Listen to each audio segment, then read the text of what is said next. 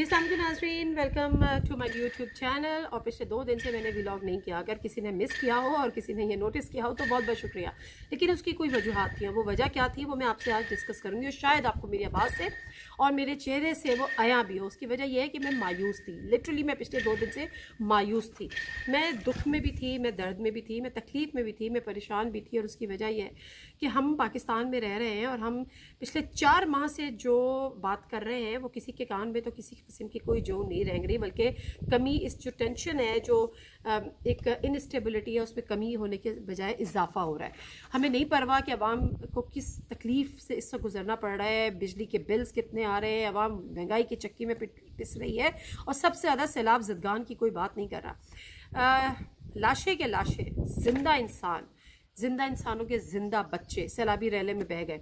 लोग फरियाद कर रहे हैं, रो रहे हैं, पीट रहे हैं, कोई कुछ करने वाला नहीं है, कोई उन पे बात नहीं कर रहा, कोई उनकी फिक्र नहीं कर रहा। पैसों का ऐलान कर रहे हैं, जब तक उनके सैलाब आएंगे, उनके घर बनेंगे, तब तक वो क्या करेंगे इस पर कोई फिक्र नहीं है। लेकिन बहरहाल मुझे मायूसी है आज, लिटरली पिछले 2 दिन से मुझे मायूसी है। और वो मायूसी ये है कि पाकिस्तान 2 बड़ों की अना और ज़िद की जंग की भेंट चढ़ गया है। ये वो जंग नहीं है, जब मैं इसको ज़िद और अना की कह रही हूँ तो ये वो जंग नहीं है जो सियासतदानों की आपस में होती है। ये वो जंग भी नहीं है जो हम 2 ममालिक के दरमियान देखते हैं। और ये वो जंग है जो 2 बड़ों की अना और ज़िद की जंग है। इसमें कौन पिस रहा है? इसमें अवाम पिस रही है, क्योंकि 2 हाथियों की जब लड़ाई होती है तो उसमें घास पिसती है और आज अवाम उसी घास की तरह पिस रही है। मुझे समझ में नहीं आता कि किसकी अनाओं को, किसकी ज़िद को क्या तस्कीन पहुंच रही है। वजह यह है कि इमरान खान को लेकर किसी को पता ही नहीं था कि इमरान खान क्या है, किसी को नहीं पता था कि इमरान खान क्या बन जाएगा। इमरान खान को आपने वज़ीर आज़म हाउस से निकाल बाहर किया, वो मजीद मशहूर हो गया। इमरान खान पर आपने पाबंदियां लगाई, वो लीडर बन गया। इमरान खान को आपने दहशतगर्द करार दे दिया गया, उस पर आपने दहशतगर्दी का केस कर दिया, तो उस दुनिया उसके लिए खड़ी हो गई। जब मैं बात करती हूँ दुनिया खड़ी होगी तो लिटरली दुनिया खड़ी होगी। अगर कौन सा इंटरनेशनल मीडिया, हम तो हमेशा बात करते थे फॉक्स न्यूज़ की, हम हमेशा बात करते थे BBC की, हम हमेशा ज़्यादा बात कर लेते थे वाशिंगटन पोस्ट की, फाइनेंशियल टाइम्स की। मैं तो यहाँ पर लिस्ट बना के और लिटरली मैं तो देखकर हैरान रह गई कि कौन सा ऐसा मीडिया है जिसने खान की चीज़ को कवर ना किया। हम खान को कह रहे हैं कि वो दहशतगर्द है, और ये वही खान है ना, ये वही इमरान खान है जो दहशतगर्दी के खिलाफ जो जंग थी उस तक की मजम्मत करता था और हम सब उसके खिलाफ हुआ करते थे। ये वही इमरान खान है जो यूनाइटेड नेशन के प्लेटफॉर्म से कहता था कि मुसलमान दहशतगर्द नहीं होते।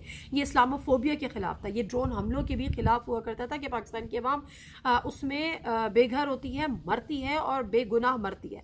लेकिन ऐसा, और जो दहशतगर्दी के खिलाफ सफ़े अव्वल खड़ा था, सबसे आगे खड़ा था, पहली सफ में खड़ा था, उस पर आपने दहशतगर्दी का पर्चा कटा दिया। चले जी, आप तमाम शौक पूरे कर ले, जितने शौक पूरे कर ले, लेकिन बात वही होती है कि एक प्लानिंग इंसान करता है और एक प्लानिंग अल्लाह करता है। ये अल्लाह की ही प्लानिंग थी कि आज ये मामला सिर्फ इस मुल्क के मामला नहीं रहा, आज ये मामला पूरी दुनिया का मामला हो गया। आप मिडिल ईस्ट से लेकर और अमेरिका की अखबारात उठा लें, उनकी वेबसाइट उठा लें, जापान उठा लें, टर्की उठा लें, मतलब चाइना उठा लें, आप कहीं का भी मीडिया उठा लें, इंडियन मीडिया उठा लें। और अच्छा, हर जो मीडिया है, हर जो मीडिया ग्रुप है जो मैंने इसमें ऑब्जर्व किया, मैं बहुत सारी वेबसाइट्स देख रही थी, हिंदुस्तान टाइम्स की भी देख रही थी, NDTV की भी देख रही थी, टाइम्स ऑफ इंडिया की देख रही थी। वहां पर तो खुशियां मन रही है क्योंकि पाकिस्तान उन्हीं के तो खिलाफ था, पाकिस्तान उन्हीं के खिलाफ तो बात करता था, पाकिस्तान की बात करता था, दहशतगर्दी की बात करता था। अच्छा, दूसरी बात यह कि जब ना सिर्फ दहशतगर्दी की बात नहीं है, जो chief of staff Shahbaz Gill, उनको आपने गिरफ्तार किया, ठीक है जी, उन्होंने गलत बयान किया, उन्होंने रेड लाइन क्रॉस किया, आपने उनको गिरफ्तार कर लिया। ऑल्दो के इस पर भी एक मौक़िफ़ है कि जी पहले रेड लाइन्स क्रॉस होती रही हैं, तो इससे जब आप पहलों पे एक्शन नहीं लेते तो फिर उसको तक़वियत मिलती है, तो आपने तक़वियत मिलने दी गई और उसके बाद उसका भी उन्होंने उसी ताकत का इस्तेमाल किया। तो आपने कहा नहीं जी, आपके लिए ये रेड लाइन है, चले जी, आपके लिए भी उनके लिए भी रेड लाइन थी, वो उसका खुमियाजा भुगत रहे हैं और बहुत बुरी तरह भुगत रहे हैं, उससे कहीं ज़्यादा भुगत रहे हैं। जो ड्यू प्रोसेस होना चाहिए जो लॉ का, उससे भी कहीं ज़्यादा भुगत रहे हैं। मगर इससे भी हटकर मुझे जो बात करनी है कि जब आप किसी को दहशतगर्द कहते हैं तो फिर आपने, जब उनके कमरे में आपने पार्लियामेंट लॉजिस के, तो फिर वहाँ से आपने कहा कि जी एक सैटेलाइट फ़ोन भी बरामद हो गया, चले जी ठीक है हो गया। फिर आपने कहा जी भारत से राब्तों का इंकशाफ हुआ। खुदा को माने, मतलब किसी को तो छोड़ दें, जिसको आप रा का एजेंट डिक्लेयर नहीं करते, किसी को तो छोड़ दें। मतलब ये वही तो खान है जो इसी के खिलाफ तो बात करता था, इसी दहशतगर्दी के खिलाफ वो बात करता था, इसी भारत के। और आज जब से खान गया है, भारत में सबसे ज़्यादा जश्न मनाया गया है। आज मैं देख रही थी कि लिटरली हिंदुस्तान टाइम्स जो लिखता है वो लिखता है farmer cricketer star turn Islamist politician. ये उनकी ख़बर का हिस्सा है कि वो एक मुसलमान पॉलिटिशियन, मतलब इस्लामिस्ट, उन्होंने बड़े इन्वर्टेड कॉमास में लिखा कि जी वो बड़ा प्रो इस्लाम या प्रो रिलीजन वो बात कर रहा होता है, या पाकिस्तान या मुसलमानों को वो दहशतगर्दी के लेवल से हटाने की कोशिश कर रहा होता है। और हम उसको कह रहे हैं कि जी, और इंडिया सबसे ज़्यादा खुशियाँ मना रहा है खान के जाने की, और हम कह रहे हैं कि जी भारत के साथ ही उनका चीफ ऑफ स्टाफ जो है राब्ते में था। खुदा करें होश के नाखुन लें, इस तरह मुल्क नहीं चलते, ये मुल्क बर्बाद हो जाएगा। और फिर तारीख लिखेगी, उन नामों का जिक्र करेगी आने वाला वक्त कि किस किस के दौर में किस किस की सरबराहियों में पाकिस्तान की बर्बादी हुई, पाकिस्तान की अवाम रुल गई, बर्बाद हो गई। जब मैं ये बात, उसके अलावा कि दुनिया उठ खड़ी हुई है, उसकी वजह यह है कि तमाम जो इंटरनेशनल मीडिया है उसने तो जिस तरह से कवर किया है सो किया है, लेकिन यूनाइटेड नेशन के अपने जो सेक्रेटरी जनरल हैं, उन्होंने जो है सेक्रेटरी जनरल एंटोनियो, उन्होंने बात की कि पाकिस्तान, ऑल्दो कि उन्होंने बड़ी न्यूट्रल बात की, लेकिन न्यूट्रल बात उनकी तरफ से पाकिस्तान की तारीख में कभी नहीं आई। उन्होंने पाकिस्तान के ये इस वाले मामलात में या मुल्कों के इन मामलात में कभी दखल अंदाजी नहीं की।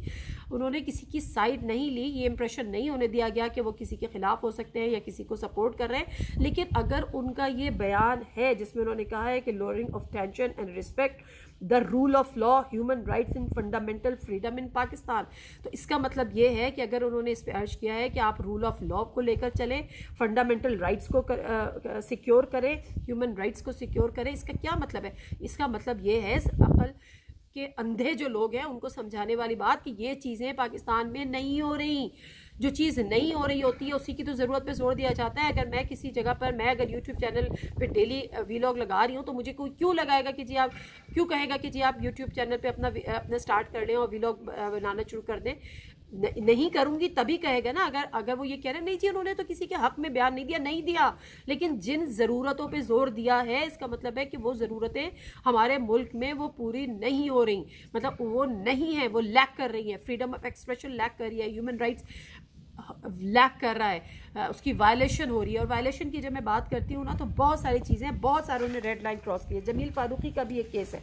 अच्छा, जमील फारूकी से मेरी अब जान पहचान बहुत है, लेकिन जो उनका तर्ज सहाफ़त है, जिस तरह से वो अपने यूट्यूब के वीलॉग्स करते थे, मुझे उस पर शदीद इख्तिलाफ था बहैसियत एक सहाफ़ी कि ये तरीक़ेकार नहीं होना चाहिए, किसी भी सहाफ़ी का नहीं होना चाहिए, इवन दो शायद किसी आम शहरी का भी नहीं होना चाहिए। लेकिन होता यह है कि अगर आप किसी के ख़िलाफ़ भी होते हैं और उसके तर्ज़े जो सहाफ़त है उस पर भी आप ख़िलाफ़ होते हैं, लेकिन वो जो खिलाफ होते हैं ना, आप अपनी हिकमत अमली से उनको भी इकट्ठा कर रहे हैं और किसी का नहीं, आप अपना भी साथ के साथ नुकसान कर रहे हैं। आपने जिस तरह से जमील फारूकी अगर ये बात कह रहा है कि उसको बेलबास किया गया, उसको बेलबास करके टॉर्चर किया गया, ये किस मुल्क में होता है?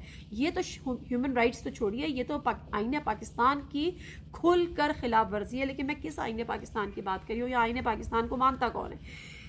कोई बात नहीं है, उसके बाद फिर आगे चलते हैं। तो मुझे इस बात पे भी शदीद इख्तिलाफ है जो ये अब चीज़ें सामने आ रही हैं कि जी आप उनको बेलबास करते हैं और बेलबास करके आप उनको टॉर्चर करते हैं। तो ये तो पता नहीं किस किस चीज़ की वायलेशन है, लेकिन समझने वालों के लिए है। अच्छा, फिर एक और बड़ा दिलचस्प सवाल कि जी शहबाज, जिस पे मुझे एक वाक़या भी सुना है, शहबाज गिल से पूछा जा रहा है कि इमरान खान खाता क्या है। यार मतलब ये कोई सवाल है? किस किस से मिलता है, क्या खाता है, किस से राब्ते में है, टेलीफोन कहाँ है, क्या बात करता है, फिर कल पूछेंगे हंसता है नहीं हंसता है, बोलता है नहीं बोलता है। अच्छा, खान साहब के लिए हमेशा से, खान साहब के लिए ये क्यों पूछा जा रहा है कि वो खाता क्या है? मुझे नहीं पता, या तो उनकी फ़िटनेस से किसी को इनसिक्योरिटी है। तो भाई उनकी फ़िटनेस का राज ये है कि वो वर्कआउट करते हैं, वॉक करते हैं, हाइकिंग करते हैं, वर्कआउट करते हैं। उन्होंने जो भी उनकी एज है 69-70, लेकिन हम ये देख रहे होते हैं, हमने पढ़ा है, हमने ऑब्जर्व किया है, जब उनसे हम सहाफ़ी को मुलाकात करते हैं तो अक्सर बेशतर वो ट्रैक सूट में होते हैं, वो ट्रेनर पहने हुए होते हैं। प्लस खाता क्या है? क्या आपने उसको लंगर खानों में उस गरीब के साथ बैठ के दाल रोटी खाते नहीं देखा? उस गरीब की प्लेट में भी हमने उनको दाल रोटी खाते देखा है, सबने देखा है। तो फिर अपने आप से सवाल करें कि आपको तो पता है कि वो खाता क्या है। फिर दूसरी बात है कि फिर शायद ये भी पूछा हो कि पीता है कि नहीं पीता है। मैं बताती हूँ क्या पीता है। मुझे किसी ने एक आंखों देखा वाक़या बताया, उन्होंने कहा कि हम खान साहब के साथ थे और हम उनके साथ जा रहे थे एक जगह से निकल के, उनके बनी गाला उनके घर के अंदर।